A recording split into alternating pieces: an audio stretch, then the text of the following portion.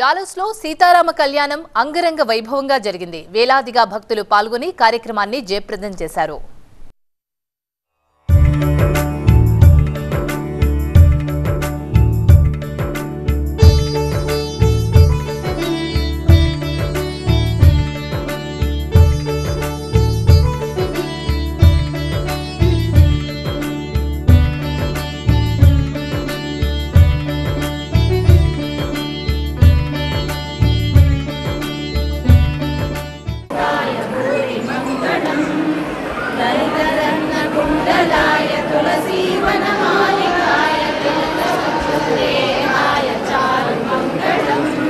ఈరోజు దాదాపు వేలాది మంది సమక్షంలో సీతారాముల వారి కళ్యాణం యుగంధరాచార్యులు గారి గురువుగారి ఆధ్వర్యంలో చక్కగా జరిపించారు.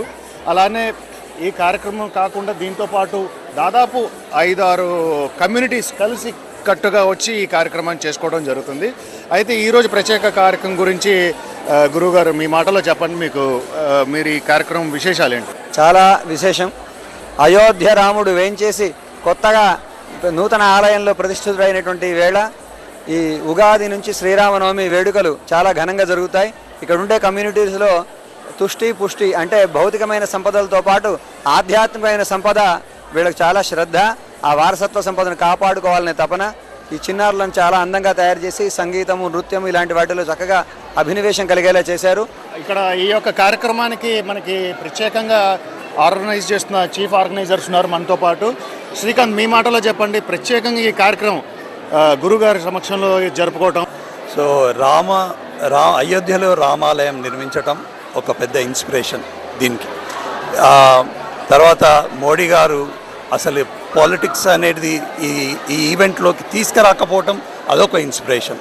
ఇక్కడ ఉన్న వాళ్ళందరూ తన్మయత్వంతో ఇక్కడికి వచ్చి ఈ ప్రోగ్రామ్ను పార్టిసిపేట్ చేయటం, రాముని పెద్ద సాగా ఆఫ్ సెలబ్రేషన్, ఆ సెలబ్రేషన్లో పార్టిసిపేట్ చేసిన తర్వాత రామనవమి రావటం ఇంకా దానికి కొసమెరుపులాగా. అసలు ఈ ప్రోగ్రామ్ అనేది మాకు అందరికీ చాలా ఇష్టమైంది. This is the first time after Rama Janmabhoomi Ayodhya విగ్రహ స్థాపన we are doing this programme. Will continue to do this programme every year. మనతో నవీన్ ఉన్నారు. నవీన్, మీ మాటలో చెప్పండి, మీకు ఎట్లా అనిపిస్తుంది? ఈ ప్రోగ్రాము మేము చాలా తక్కువ రోజులలో ఇది ఎగ్జిక్యూట్ చేసాము. చాలా సీమ్లెస్గా అయిపోయింది. రామ నామంతో ఇది స్టార్ట్ చేశాము. ఈ ఇంత పెద్ద కార్యక్రమం మాకు ఎలా జరిగిందో కూడా తెలీదు. విత్ ఇన్ కపుల్ ఆఫ్ అవర్స్లో ఇంత పెద్ద డెకరేషన్ కానీ ఇవన్నీ కూడా ఆటోమేటిక్గా అయిపోయినాయి. మా ఎఫర్ట్ కూడా మాకు కనిపించట్లేదు. అసలు ఏదైతే ఇంత గ్రాండ్ సక్సెస్ ఈవెంట్ చేశారో వీళ్ళందరూ దాతలు చాలా ముందుకొచ్చి వాళ్ళు ఎంతో సౌదయంతో చాలా డొనేట్ చేశారు. సో ఈ ప్రోగ్రామ్ ఇలానే మాకు కంటిన్యూ చేయాలని ఎవ్రీ ఇయర్, అండ్ ఆల్సో దాతలు కూడా మాకు ఇలానే సపోర్ట్ చేస్తారని మేము ఆశిస్తున్నాము. మనం చూస్తే సంధ్య గారు ఉన్నారు ఇక్కడ.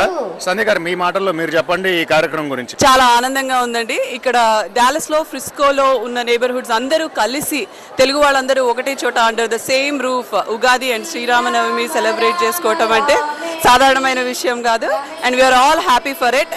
అండ్ ఇదంతా కూడా సాధ్యం కాదు వాలంటీర్స్ తోటి, ఆర్గనైజర్స్ కానీ వాళ్ళ ఎఫర్ట్స్ చాలా ఉన్నాయి. So it's a combined effort and this shows అండి మనం తెలుగు వాళ్ళం ఎక్కడున్నా కానీ టుగెదర్గా ఉంటాము అనడానికి. అంతే, that's me signing off. Thank you very much అండి. సో అలానే మనకి రాగిణి గారు ఉన్నారు. రాగిణి గారు, మీ మాటలో చెప్పండి. మేము చాలా కల్చర్ని ఇంకా మేము మర్చిపోకుండా ఇక్కడ పెట్టుకోవాలి. యుఎస్ వచ్చినా కూడా మా పిల్లలకి ఈ కల్చర్ పాస్ ఆన్ చేయాలి, వాళ్ళకన్నీ ఇవన్నీ అర్థం అవ్వాలని చెప్పేసి మేము ఎప్పుడు కష్టపడతాము. ఆ ప్రక్రియ భాగంగా మేము ఈ అంతా ఆర్గనైజ్ చేసాం, ఆర్గనైజర్స్ అందరూ కలిసి.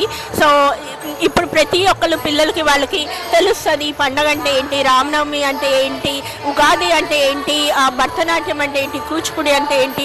సో మేము ఇలాగా జనరేషన్స్ కొద్ది పాస్ చేయాలనుకుంటున్నాము. ఫ్రిస్కోలో మేము చేస్తున్నాం, చాలా ఆనందపడుతున్నాం.